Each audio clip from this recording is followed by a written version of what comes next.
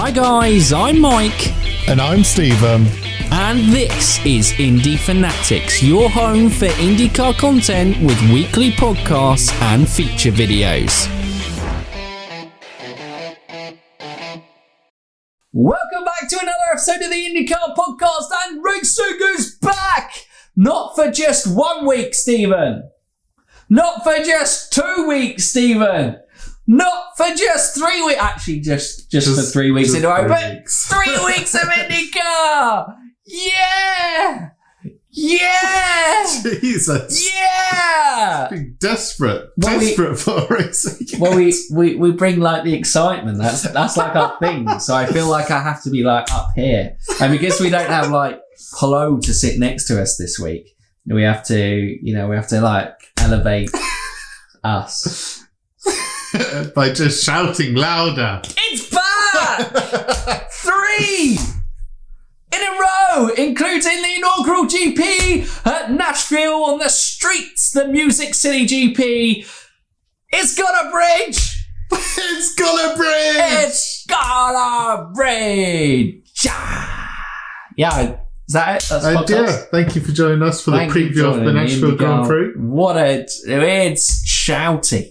That's what we give you. I can't wait. I've missed IndyCar. F1 was great. We had a great race at the weekend in Hungary. They're on a summer break. What am I going to do now?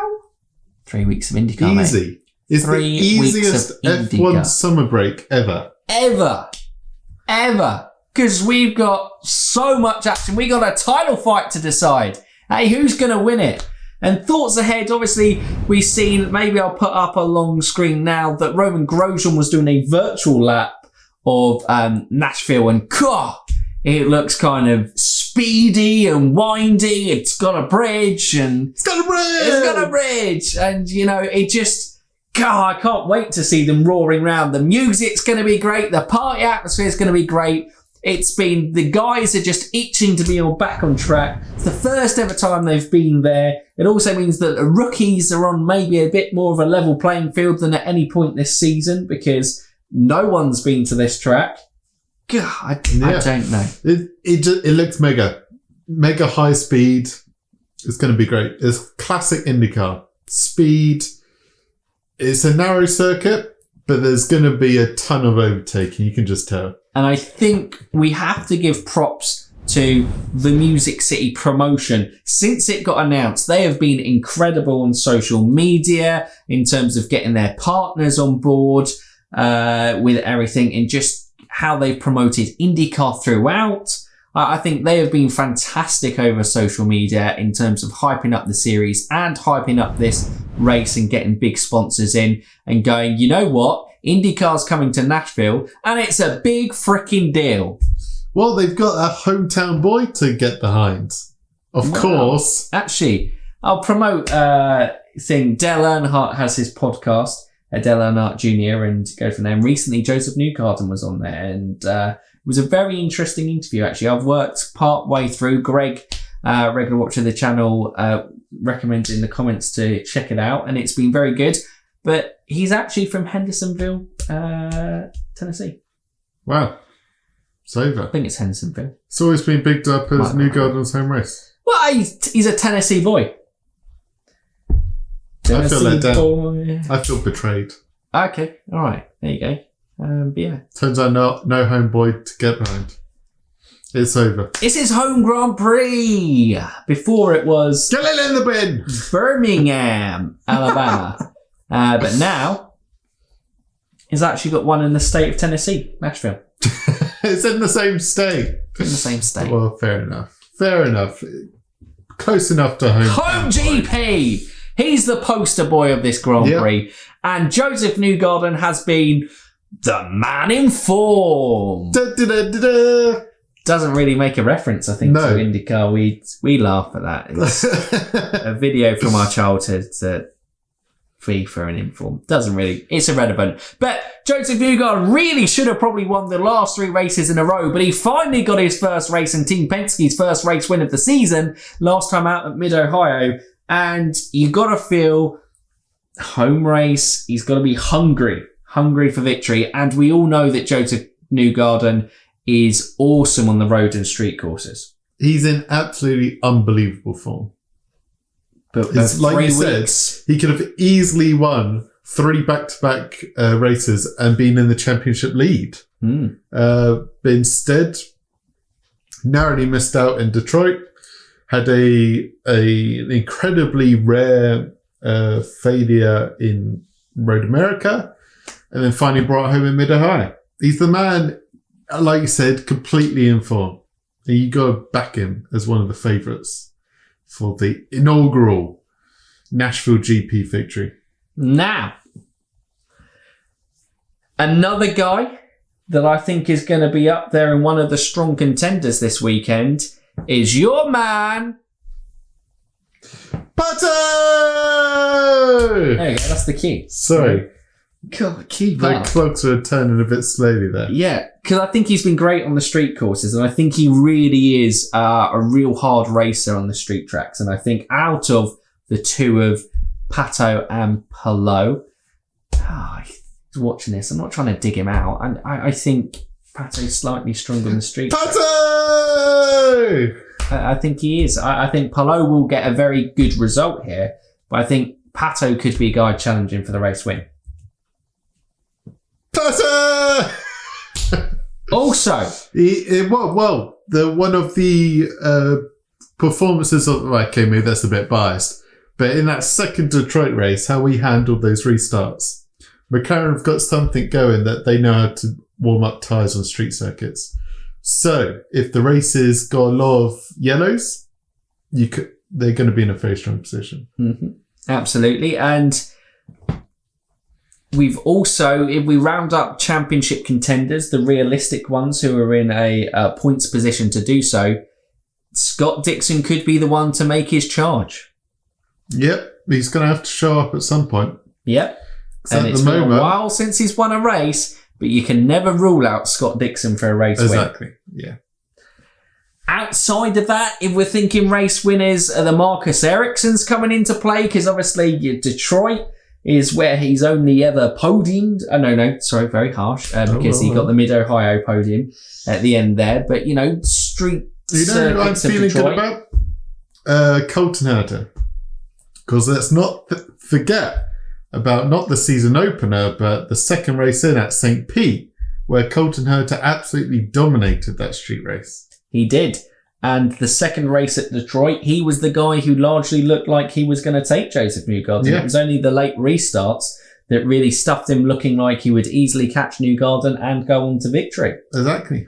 So Herta is a very good street course racer as well. Agreed there. So I think, they're probably looking at your kind of main candidates. I think the rookies are going to, as much as we said, it's an even playing field. I think McLaughlin, Grosjean and Jimmy will all struggle.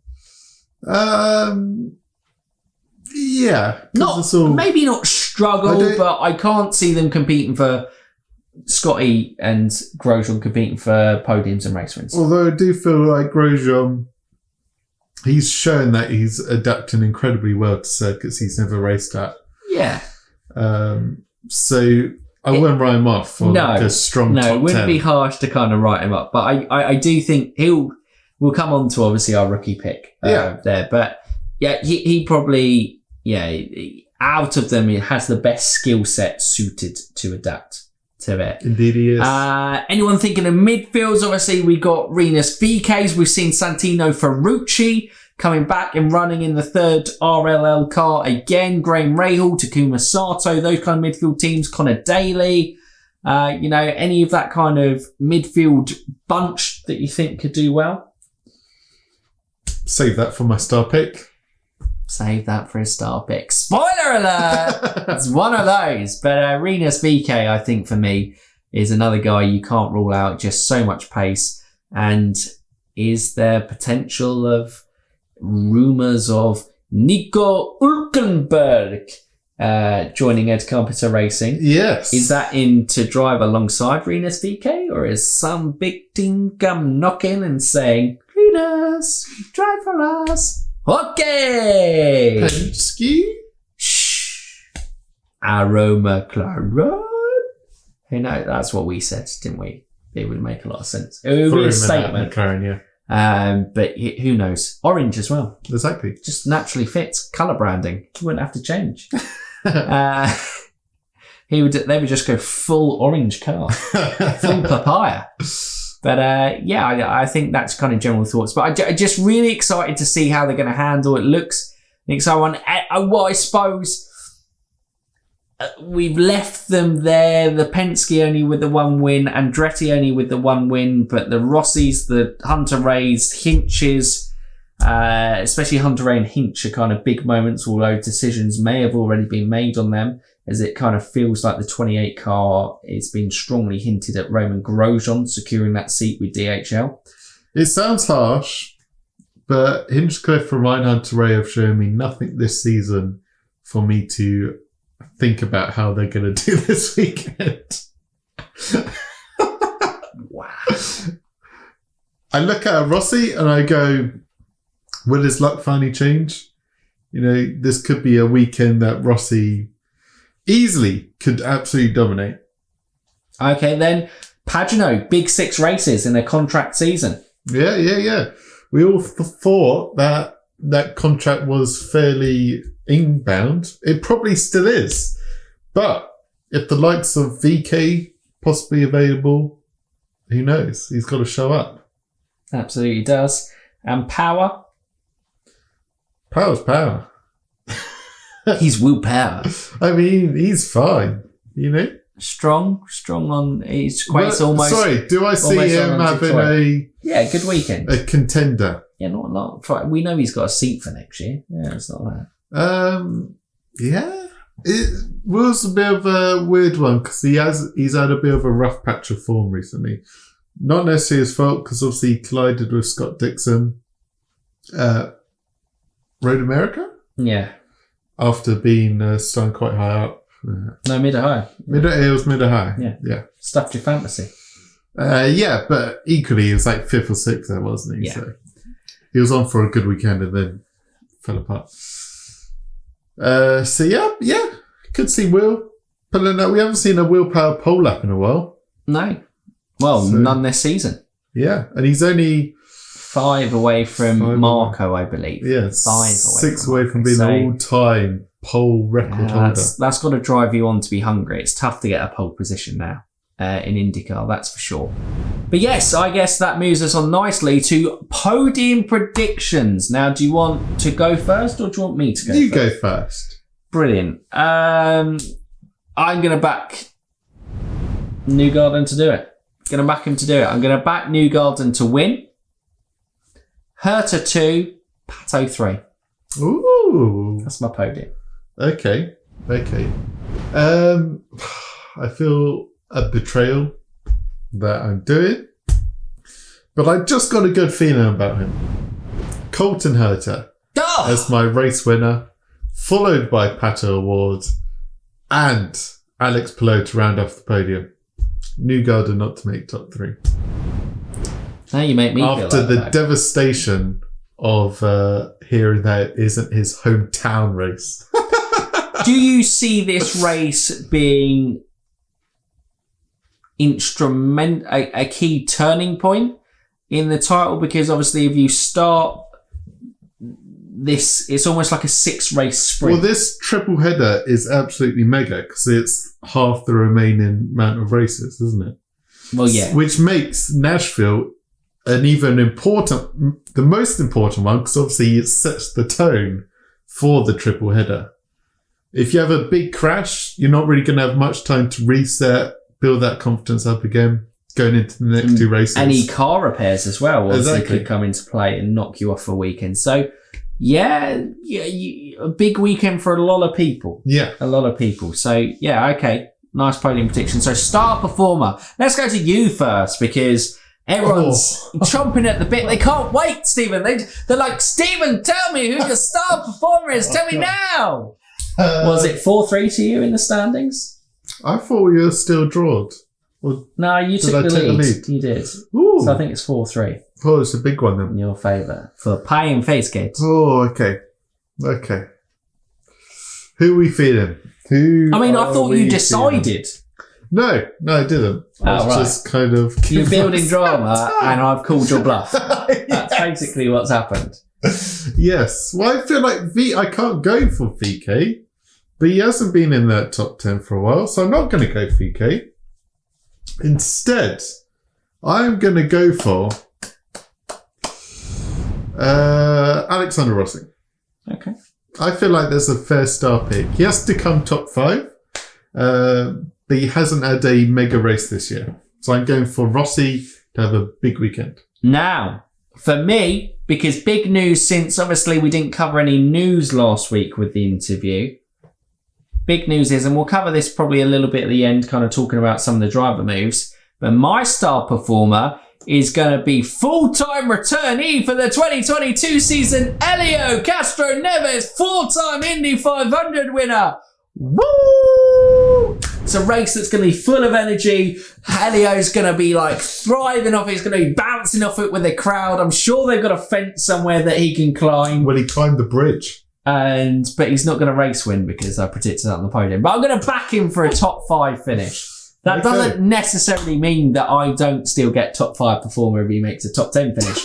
But Meyer Shank Racing, Helio Castroneves, they only had one race together this season and they won it.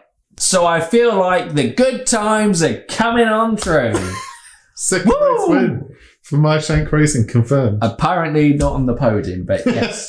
Yes. Well, you're doing like I did Rowan Grosjean. He's going to finish P0. Yes, P0. There we go. The traditional Katie will be happy now that P0 has made a reappearance back into it after you tactically avoided it after Grosjean didn't finish P0 in that race for you. But you finished P0 in a hearts. And on that note, rookie of the race. Rookie, Rowan Grosjean. Yeah. Not knocking Scott McLaughlin, but I think Grosjean is now amping it up, getting ready for that full-time seat next year. And he just has that experience in single-seaters, has shown throughout the season compared to Scotty and Jimmy, who don't have any experience in single-seaters. He's an incredible talent in single-seater. He can adapt very quickly. He's shown all year that he nearly won the Indianapolis road course. And back there the following week. Exactly. Can he do it? Could he convert a win? But he has shown he's incredibly adaptable, backing him for a very strong performance. There we go. He's even possibly more advantage than some of the young guns in IndyCar. Because obviously, like, everyone's coming in with a fresh look at the track. He's going to have that years of experience. And has Rowan Grosjean got the best lap? Because he's the one that Honda chose to use on footage of the racetrack. Don't know what that is. We're on with it. Okay, so talking like driver market silly season, we did that silly season podcast, and then Jack Harvey decided to go mic drop. Yeah. But where's he going? Don't know. We still don't know. And then as this podcast gets released on the Wednesday, as we record on the Tuesday, he would have announced where he's gone. Probably. Ahead of that is our luck as it goes. But it seems pretty much nailed on.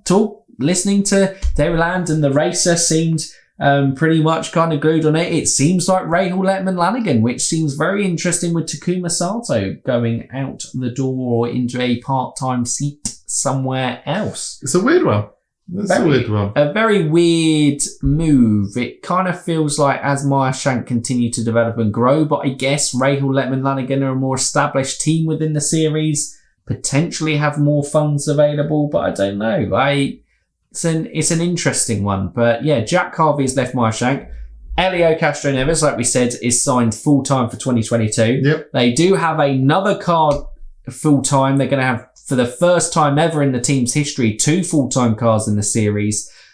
Someone is signed for that number 60 car, but that hasn't been announced either. Wait, confirmed someone's signed for it already? Someone has already signed for that car, but they haven't announced it. Yeah. Rumours are maybe like a Kyle Kirkwood. potentially an Oliver Askew, although he was testing for Rahal Letman-Lanigan Racing. Everyone's testing for Rahal Letman-Lanigan Yeah, like Racing. there seems to be like this third seat. They're going to have 6 cars next year. It's not a fight for the third seat. Everyone's getting a seat. They've got so many cars coming out. That's why Jack Harvey was like, wow, Rahal Letman-Lanigan, they're going up in the world. They're going to have the most cars on the grid. Safer set there. But yeah, plenty of ones. And like we said, rumours are Nico Hülkenberg potentially coming across, and another guy who's got a popular fan base. A lot of fans would love to see him still in Formula One. If he ends up racing an IndyCar, I think it can draw more eyes to IndyCar series, and IndyCar continues to now be the series that people want to be in. Yeah. IndyCar is quickly becoming a place where they go, I want to race there. We know how great it is. You know how great it is. But it's now great to see drivers are going, wow, IndyCar, how great is it? It's like the F1 takeover at the moment. If Hülkenberg goes, Alex Albon's still kind of rumoured. Yeah, but I think it's got to be careful, hasn't it? Because what is brilliant is, it is an American series and it showcases top American talent. And if it is possible and Santino Ferrucci does want to come back full time, I would love to see him back in the series. Yep, 100%. As a talent and a young American talent, combining with like Colton Herta. And if Kyle Kirkwood wins the Indy Lights Championship, I want to see him in there, not at the expense of all European talent. But if then it is complementing it and we're getting those guys plus these guys, wow. That's all I can say. Wow. IndyCar. It's back. It's back. This weekend. 3 races in a row. Back to back to back. And we're here through it all. Feature video this week is going to be looking at street races of recent past and how they failed and how Music City GP can buck the trend. Kind of something along those lines. I don't think that's the title. It's a very long title. Because it's very long. Working title. It'd be maybe snappy like going, Music City GP to be a success? Question mark. No. It's got a bridge. Yeah. That's all we need. It's got a bridge. And on that note, I think it's probably a good time to round off the podcast. As always, let us know your thoughts down in the comments below. We will try and interact with every one of you. Wonderful IndyCar fans. We love kind of chatting and interacting with you, and tell us how you have survived these 3 weeks without IndyCar. I don't know how we're still here, but we are, and we're ready for 3 weeks of IndyCar. God, the end of the season is going to be torturous. Yeah, it's going to be horrendous. Yeah. But yeah, anyway, it's if they're new around here or haven't done so already, Steve, what can they do?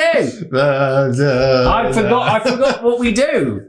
They can like, subscribe, and ding that bell. Dig it! So for now, you Indy fans, keep racing!